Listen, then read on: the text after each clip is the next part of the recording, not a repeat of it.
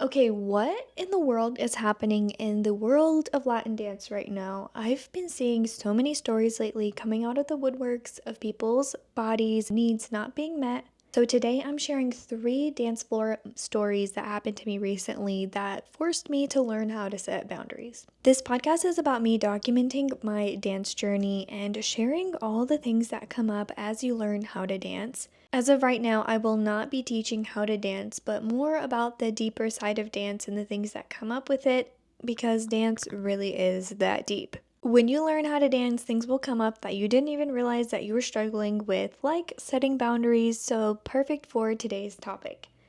I do want to give a trigger warning for sexual assault before I go into this further. Okay, let me go ahead and spill the tea. About a month ago, I was at a big festival and I was at a social having a grand old time, sober, mind you. 4 a.m. rolls around and I'm like, okay, let me get my last dance of the night in. So I saw a lead that I had danced with before that was kind of like a friend. So just to give you some context, a year ago, my husband met him at another festival. And we even went to dinner with him and his girlfriend. It was like a 3 hour long dinner. He knew me, he knew I had a husband and everything. So I agreed to dance with him, and he takes me into the middle of the dance floor, and it's the intro part of the song, slow, sensual, and he puts his forehead on mine. And usually I don't love when people do that because one, I have very acne prone skin and I do not want your sweaty forehead on my forehead. I don't know, it just feels really intimate. Like there are just select leads that I would feel comfortable with doing that with, usually a woman.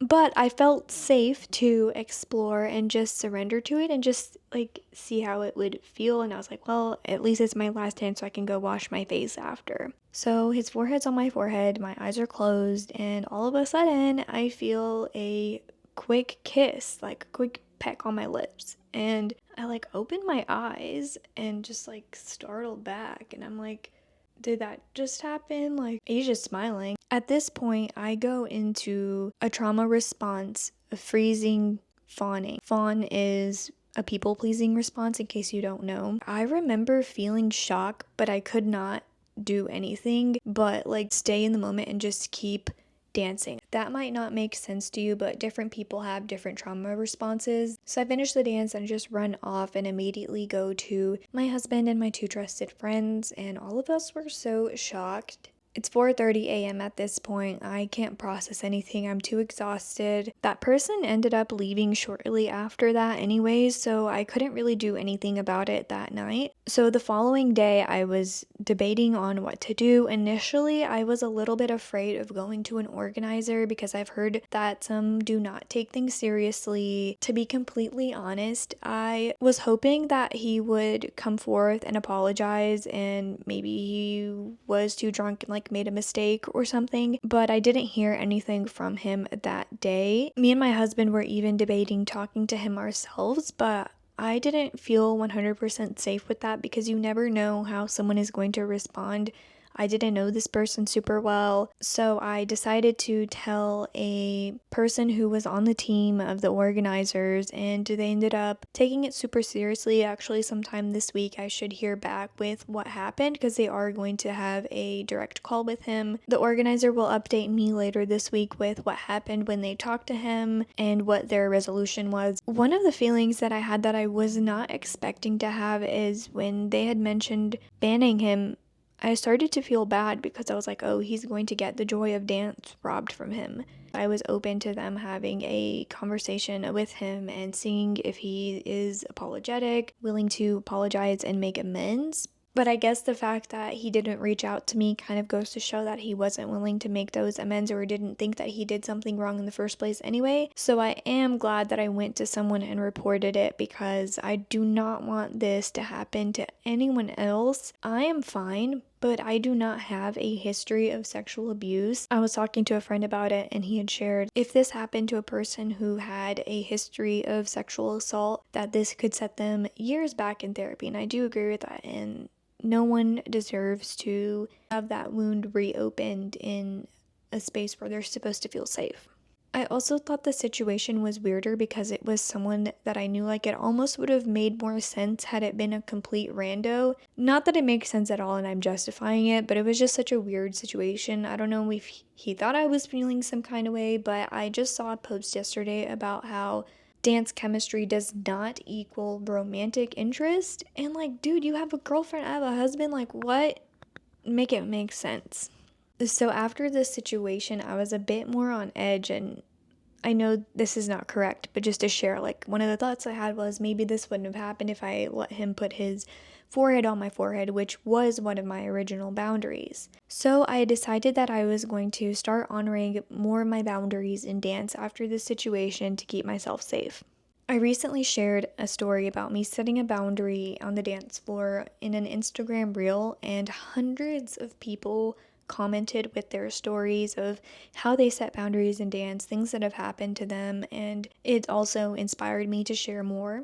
There were so many horror stories about how people would share what they didn't want in the dance, and the lead would then be like, oh, but this follow does it, and you can do it with me, don't worry, or then deciding to educate them on how the move is done, or worse, just completely ignoring it. Or they claim that they're different and they do it with others, so it's okay. Okay, story number 2.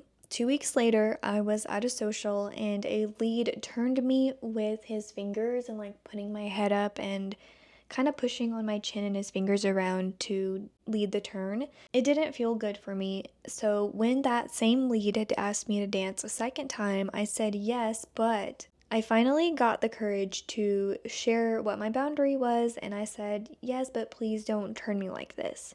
Unfortunately, he did not have the best response. He continued to question me, like, why? After I had explained multiple times that it was because I have TMJ and it didn't feel good for me. It made me feel like I was doing something wrong. And this was my first time really setting a boundary. Maybe second, because one time I did tell someone not to dip me because my hip hurt and that went fine. But this was like my second time, and I was really nervous. That lead is the reason why follows are sometimes, or people in general, are afraid to set boundaries. The reason why people struggle to set boundaries in the first place is because probably in childhood you tried to set a boundary and someone completely ran over it, they got mad at you, they yelled at you, it just wasn't honored, whatever it was. I was also thinking how I was probably the first follow to set a boundary with this lead given his response. Story number 3, I was at a social a week after that. Bad Bunny comes on, I'm feeling myself, and I noticed that the salsa teacher was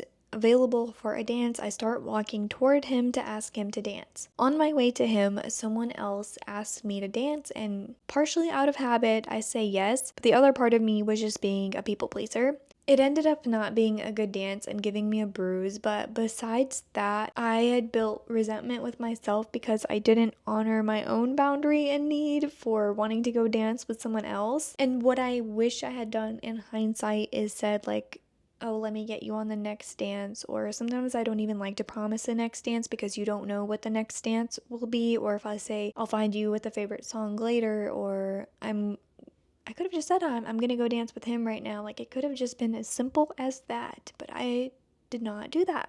Point is, it's okay to honor yourself if you wanted to go dance with someone else. Let's talk about what setting boundaries can look like. Women especially are conditioned into making situations uncomfortable for themselves but comfortable for everyone else. I'm not claiming to be an expert in boundary setting, but I got a lot of really good comments and I had some great conversations in the DMs about what setting boundaries can look like on the dance floor. So here are one follower shared that when you're learning how to set boundaries, it's like rewiring your brain. So before you go to the social, you can say, today I'm being intentional with my needs. You can say that in your head or out loud to yourself, and that way you can set that intention before you go. And this might actually kind of sound weird, but it's one of my goals for the month to actually leave in the middle of the dance and to practice setting a boundary. If you already know of something that you don't like being done to you before the dance, the best time to share it is before you actually start dancing. You can say like, hey, please don't touch my midsection, don't dip me, I don't like head rolls, I don't dance sensual. If you see that they're drunk, you can just share that I don't feel safe dancing with someone intoxicated. My friend Jen shared that something she does is if she's in the middle of a dance and they do something that she doesn't appreciate, she says, it feels better for me if we don't do this. I really appreciated that verbiage because it also includes the other person and it's not like, stop doing that to me and like really aggressive. Not that there's anything wrong with saying stop doing that to me. But just a different way to communicate it. If a lead or even a follow is getting too close to you, you can use your, it's kind of hard to do on myself. You can use your thumb to kind of push away and like make that space. If you shared something that you weren't comfortable with and they continue to do it, you can always say thank you and just walk away, even if it's in the middle of the dance. About setting boundaries, my therapist also suggested writing a boundary letter. You can list out all the different things that you do not want on the dance floor, such as people touching your face, whatever it is, and including some reminders for yourself like you deserve to be respected. Your body deserves to be respected. You don't owe anyone a dance. You're allowed to stop a dance. You're allowed to change your mind. One of the things my friend shared that it's actually okay to change your mind depending on the day, depending on the lead, or even how you're feeling that day. You do not owe anyone an explanation. Okay, just to close out, Latin dance should be fun, expressive, and safe for everyone. Both leads and follows